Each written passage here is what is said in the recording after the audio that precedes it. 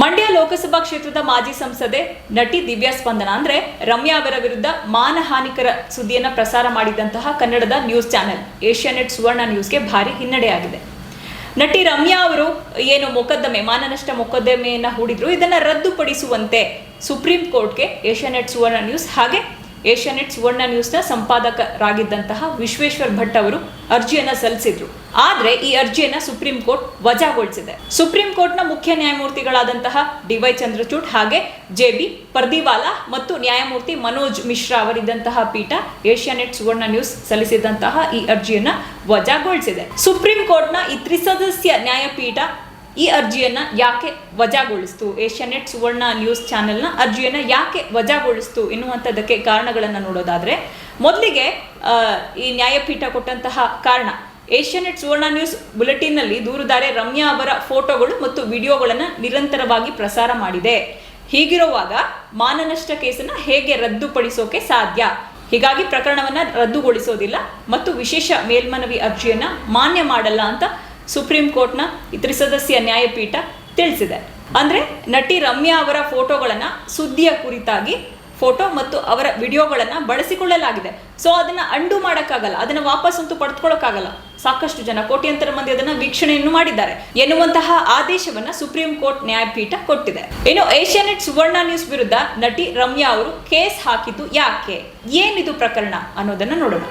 11 ವರ್ಷಗಳ ಹಿಂದಿನ ಮಾತು ಇದು. 2013ರಲ್ಲಿ ಏನು IPL ನಡೀತು, ಆ IPL ನಲ್ಲಿ ಭಾರಿ ಬೆಟ್ಟಿಂಗ್ ದಂಧೆ ಕೂಡ ನಡೀತು ಎನ್ನುವಂತಹ ಸುದ್ದಿ ಆಗ ಭಾರಿ ಚರ್ಚೆಗೆ ಗ್ರಾಸವಾಗಿತ್ತು ಇಡೀ ದೇಶಾದ್ಯಂತ. ಆ ಬೆಟ್ಟಿಂಗ್ ದಂಧೆಯಲ್ಲಿ ಹಾಗೆ ಸ್ಪಾಟ್ ಫಿಕ್ಸಿಂಗ್ ದಂಧೆಯಲ್ಲಿ ಸಾಕಷ್ಟು ನಟಿಯರ ಹೆಸರುಗಳು ಕೂಡ ಕೇಳಿ ಬಂದಿತ್ತು. ಆ ಹೆಸರುಗಳಲ್ಲಿ ನಟಿ ರಮ್ಯಾ ಅವರ ಹೆಸರನ್ನು ಕೂಡ ಹೈಲೈಟ್ ಮಾಡಿತ್ತು ಏಷ್ಯಾನೆಟ್ ಸುವರ್ಣ ನ್ಯೂಸ್. ಇನ್ನು ನಟಿ ರಮ್ಯಾ ಅವರು 2013ನೇ ಇಸ್ವಿಯಲ್ಲಿ ನಡೆದಂತಹ ಈ IPL ಪಂದ್ಯದ ವೇಳೆ RCB royal Challengers of Bangalore ತಂಡದ ಬ್ರ್ಯಾಂಡ್ ಅಂಬಾಸಿಡರ್ ಕೂಡ ಆಗಿರ್ತಾರೆ.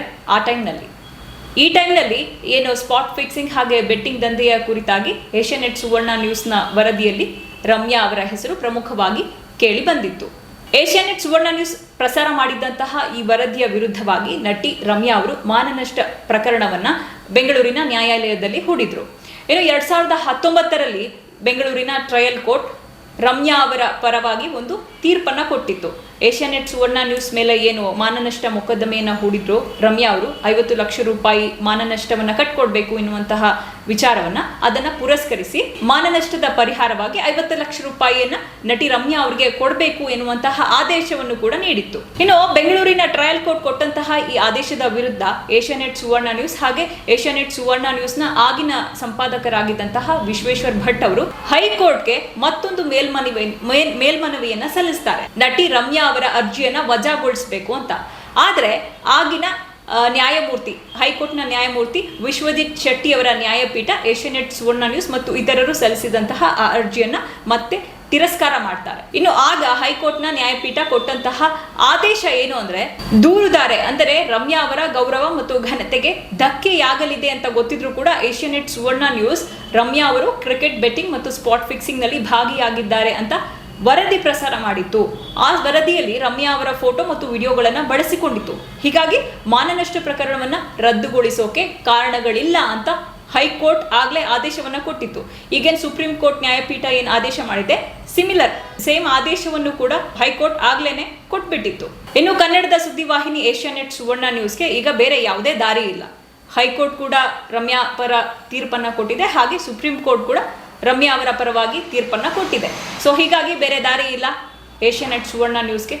ಏನು ರಮ್ಯಾ ಅವರು 50 ಲಕ್ಷ ರೂಪಾಯಿ ಮಾನನಷ್ಟ ಪರಿಹಾರವನ್ನ ಕೇಳಿದ್ದಾರೆ, ಅದನ್ನ ಕೊಡ್ಲೇಬೇಕಾಗತ್ತೆ. ಇನ್ನು ಏಷ್ಯಾನೆಟ್ ಸುವರ್ಣ ನ್ಯೂಸ್ ವಿರುದ್ಧ ಮಾಡಿದಂತಹ 11 ವರ್ಷಗಳ ಕಾನೂನಾತ್ಮಕ ಹೋರಾಟದಲ್ಲಿ ನಟಿ ರಮ್ಯಾ ಅವರು ಗೆದ್ದಿದ್ದಾರೆ. ಈ ಹಿನ್ನೆಲೆಯಲ್ಲಿ ರಮ್ಯಾ ಅವರು ಟ್ವಿಟರ್ ಮೂಲಕ ಒಂದು ಪ್ರತಿಕ್ರಿಯೆಯನ್ನ ಕೊಟ್ಟಿದ್ದಾರೆ. Arc of the moral universe is long but it bends towards justice. ಅಂದ್ರೆ ನೈತಿಕ ಪ್ರಪಂಚದ ಪರಿಧಿ, ಅದರ ವ್ಯಾಪ್ತಿ ಯಾವತ್ತೂ ದೊಡ್ಡದಾಗಿರುತ್ತೆ, ಆದ್ರೆ ಹಾಗಿದ್ರೂ ಕೂಡ ಅದು ಯಾವತ್ತಿದ್ರೂ ನ್ಯಾಯದ ಪರ ವಾಲ್ಲೇಬೇಕು ಎನ್ನುವಂತಹ ಅರ್ಥದಲ್ಲಿ ಟ್ವೀಟ್ ಅನ್ನ ಮಾಡಿದ್ದಾರೆ ನಟಿ ರಮ್ಯಾ. ಏನೇ ಆಗಲಿ ರಮ್ಯಾ ಅವರು ಒಬ್ರು ನಟಿಯಾಗಿ ಇದ್ಕೊಂಡು ಹಾಗೆ ರಾಜಕಾರಣಿಯಾಗಿ ಕನ್ನಡದ ಸುದ್ದಿವಾಹಿನಿ ವಿರುದ್ಧ ಮಾಡಿದಂತಹ ಹೋರಾಟ 11 ವರ್ಷಗಳ ಹೋರಾಟ ಇದೆಯಲ್ಲ, ಅದು ನಿಜಕ್ಕೂ ಮೆಚ್ಚುವಂಥದ್ದು. ಏನು ನಟಿ ರಮ್ಯಾ ಅವರ ಈ ಪ್ರಕರಣ ಸುಳ್ಳು ಸುದ್ದಿ ಹಾಗೆ ಬೇಸ್ಲೆಸ್ ಸುದ್ದಿಯನ್ನ, ನಿರಾಧಾರವಾಗಿ ಆರೋಪವನ್ನ ಹೊರಿಸುವಂತಹ ಸುದ್ದಿಯನ್ನ ಪ್ರಸಾರ ಮಾಡುವಂತಹ ಎಲ್ಲಾ ಮೀಡಿಯಾಗಳಿಗೂ ಒಂದು ಪಾಠವಾಗಿದೆ.